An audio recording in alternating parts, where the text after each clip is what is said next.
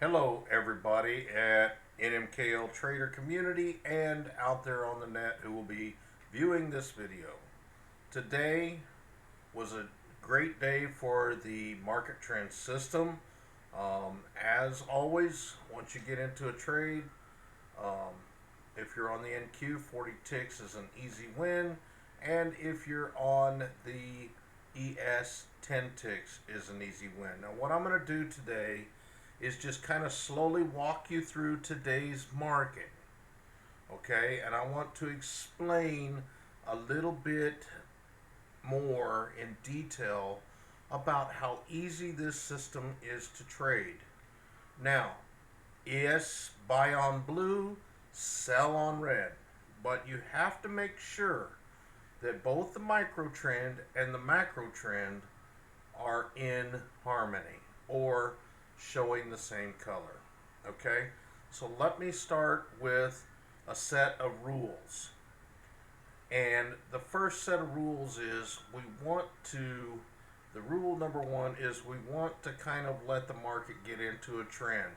Now, I know that yes, there will be those choppy days, okay, like yesterday.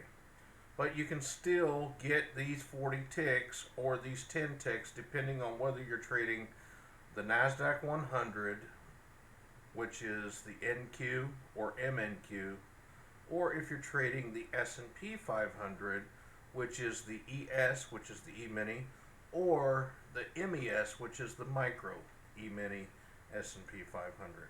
Okay? So, rule number one, we kind of want to let the market get into a trend pattern. Now, the reason I say that is because you want to give it time for all of the trades that the retail traders like you and I have set prior to market open, or any big moves that the market makers are going to make in the morning. So I originally said 7:15 kind of as a hard number, but I want to kind of back off of that a little bit and say 30 to 45 minutes. All right. The reason is sometimes there's some moves earlier than 7:15. Okay, you're going to have to use your best judgment, because if we could predict every movement that the market's going to make, then we would own the market and we wouldn't be here teaching each other how to trade this. I hope that makes sense to you. Okay, but I want to take a few minutes and talk about how powerful the market trend system is, how easy it is to trade, and how to trade it.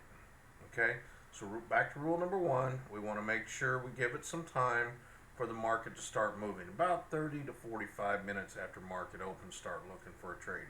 Now, sometimes it might be at the 30-minute mark, sometimes it might even be at the 20-minute mark. You're going to have to be paying attention to see when that is exactly. Okay? Well, let's just take a couple of minutes here and let's open up the NQ this morning, the NASDAQ 100, and let's see where that first trade was that we would have taken place. Okay, the market out here on the West Coast opens at 6:30. Okay, that's 9:30 Eastern time and or New York time. All right. So, I want to talk about the micro trend first. Rule number two, this is key. Both the micro trend and the macro trend have to be in harmony, or have to be the same color, or have to be moving the same direction. That all is synonymous, okay? So, the micro trend is the color of the candles, okay? If it's blue, the micro trend is up. If it's red, the micro trend is in a bearish condition, according to the indicator.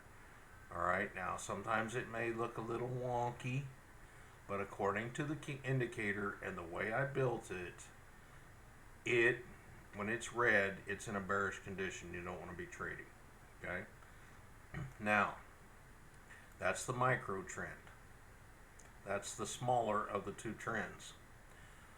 The the market histogram, or the market trend histogram down here, is the macro trend. Now, the macro trend is set for a higher time frame or a higher moving average. Um, that all depends on how it's made up. In this one, it's a moving average, okay? Um, and the number that I use is 300, roughly, moving average. Now, most people out there are going to say, well, I use a 200. The 200 is what the institutions use. Is it? You don't know. Okay, because the institutions are going to look at YouTube and they're going to see what everybody out there is training on, and they're going to set it just slightly differently. Okay, because they're looking to take your money. I want you to keep that in mind. So what I do is I set mine for 300 to make sure that trend's really going in that direction. Okay, and I've talked to a few institutional traders, and this is the number. That's actually the moving average that they use for their overall big trend. Now you're going to hear out there that most platforms teach 200. All right, good on them. That's fine. I don't have any problem with that. But just hear me out, okay?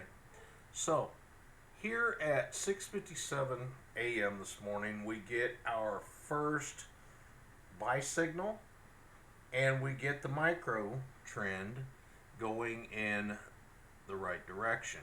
All right. So here's the micro trend. Now, our macro trend doesn't agree just yet, but we do see from the oscillator here, the histogram, that it is a darker red, so it's moving towards zero. In other words, it looks like it's trending in upward direction. We don't get in yet. Now what I'm going to do is move this green line that I just drew, vertical line, over to where the histogram and the actual micro trend, macro and micro, agree. Okay? This is condition number 2, or rule number 2. Alright, so let me just move this one to the left so we can see that actual candle there. Because this candle is very crucial depending on where we're going to set our buy stop. Okay? Now, buy stop is simply when you set a price above market, okay, above market, and once price moves up to it, it'll trigger a buy signal. I hope that makes sense, okay? A sell stop, which we'll use in a sell, is a market order below price, to where when market goes down and touches it, it will then execute a trade. All right. So keep in mind, a buy stop simply would be when price is down here. Okay. Let's just say price is in this area here. The buy stop is an order. It's not an actual live order yet, or a live trade, but you're going to wait for price to move up, hit that price, and then it will execute a buy order or put you into a buy trade. Okay, I hope that makes sense. Now, let me go ahead and erase that for a second. Okay. Oops. No, that's not work. There we go. Okay. So, a sell stop is just the opposite. When price is above, let's just say this is the price. I'll make a kind of a, no, that ain't a candle, but let's just say that's where price is, okay? When you see a sell signal, you're going to be looking to set a sell stop, not a buy stop, but a sell stop below the candle at a price that when that, or at a price below the candle, so when actual price gets down and hits it, it'll then place a live sell order or put you into a sell trade. Okay? I hope this makes sense. So that's why we use buy stops and sell stops. It's okay to go out there and Google them and see what Google has to say about them. People on YouTube probably have videos on this. So go out there if you want to do a little more research on a buy or sell stop. Okay? So let's go ahead and jump into the menu or to the market today. And let's take a look at this first trade here. All right, I actually got into 2 trades. So let me take that one out too. Okay. But just so you can see the buy, I wanted to explain today in this video a little bit more about the buy and sell stop. And what I'm going to do is go ahead and put an arrow here under the candle, a blue arrow, where we get our first agreement. Now this is what I mean, buy on blue and sell on red. Okay. So what we're going to do is we're going to basically go into our ticket here. Okay. Now I can't really do this because we're looking at aftermarket, but I want to show you what I do is I go up here once I have this ticket up, and I go over to stop. Okay, it's a buy. You want to make sure the blue is highlighted. And you can see up here where market really is that it actually gives you kind of an idea where you want to go. Now what I want to do is enter the price right here where it's red. Okay, I'm going to go to just right above that candle there where we triggered, or where we get our first agreement, and I'm going to go to right above the actual wick, about 1 to 2 ticks, or between 1 and 5 ticks. Okay, give it 2, give it 3 to breathe. Okay, let's just say 2.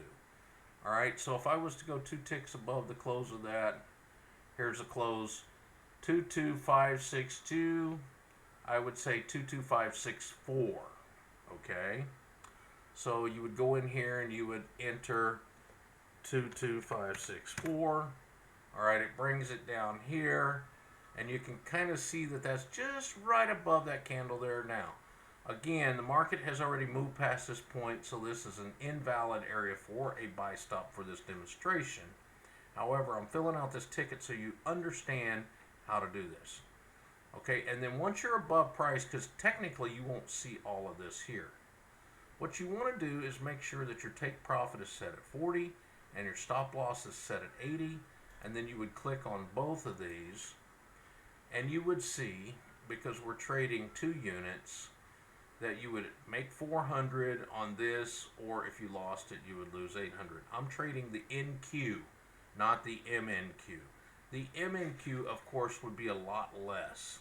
So you need to adjust and know what your risk levels are for the amount of money you're trading and for the account size that you're using at the prop firm.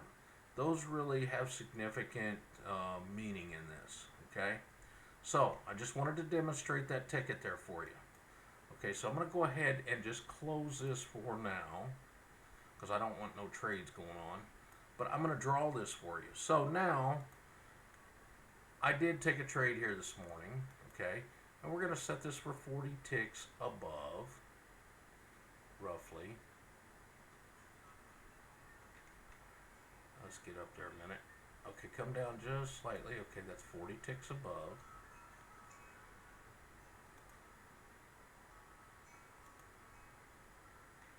And this one, you would have had to have gone slightly lower. Now keep in mind, I don't set sell stops, okay, or stop losses. What I do is I set a range, okay? Let me show you what I mean. I use this as a range tool. Now, what I do is, yes, I would have set the sell stop here. Yes, I would have, I'm sorry, the buy stop up here. Yes, I would have got into the trade. And yes, I would have a take profit set up here at 40. So when the market gets all the way over to right about here, I would have got taken out of the trade, okay? What I do want to demonstrate here, though, is that because I don't have a stop loss set, what I do is I watch the market. I'm not ignoring these trades because these things can go against you. These things, you know, any good trader is going to manage their trade. Alright, it's just plain and simple. So price comes up, it triggers it on this candle here, or I'm sorry, on the first candle afterwards, it triggers. It does come down. Now, I do not get out here because yes, this candle comes down, goes below it, but it comes back up. Once it closes, I watch what the next candle does. If it was to continue down, I'm out. But what it did is it pulled back. The next candle kind of was still an indecision candle, another indecision candle, and as you see, the market started going up. Once I got this bullish candle here, I knew to stay in the trade. Yes, price came back down, tested this 80 ticks again, but I stayed in the trade.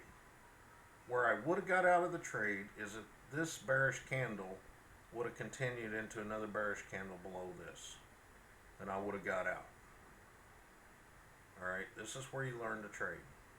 You got to give these things breathing room. So yes, 80 ticks roughly is where I like to get out. But I let candles close before I get out, and I watch what the follow-on candle does. If it starts to go south, like further below this, I'm out. Without a doubt, just real quick, I'm out. Okay? Now, a couple of things that keep me hopeful,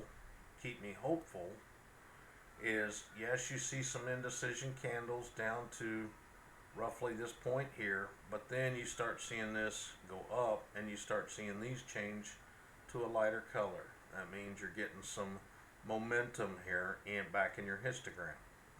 Okay? So this is key to observe. And then you will see that later on it's a winner chicken dinner. It took home about $400 or $500 in that one. And then later on this morning I found another trade right here. Basically did the same thing. Okay? You have an agreement. This is my next agreement right here. Histogram blue, microtrend blue, macrotrend blue, microtrend blue. Okay, and what I did is I did the same thing. I placed a buy stop just barely above this, and then I set my range, my take profit, for 40 ticks. Okay, now this one I didn't have to wait as long on, and I set my stop loss range, or my range to manage my trade, at 80 ticks. Alright, so there you go. Now, then what I do is two or three candles later, or 1, 2, 3 candles later, you see that it shoots through. The trade is basically over with. It goes up and hits my take profit, and I am done for the day. Alright, I posted that trade earlier, this one's especially. I posted this earlier over in the Discord group, so I highly recommend that if you're seeing us for the first time on YouTube, that you go ahead and purchase the Market Trend System and become a member of the NMKL Trader Group. We are basically a community of traders helping traders trying to become successful at day trading. Okay? We trade futures for the most part. We use the Market Trend System. We buy on blue, we sell on red. It's that easy. You usually only need 1 to 2 trades a day to hit your target. Okay? I hope that what I've shared with you has enlightened you. I hope it intrigues you. And by all means, feel free to send me an email, nmkltrader@gmail.com. Ask me, how do I get started? Join us on Facebook. We have a Facebook community where I put out these videos all the time. Join our Discord group where you can talk to our members directly.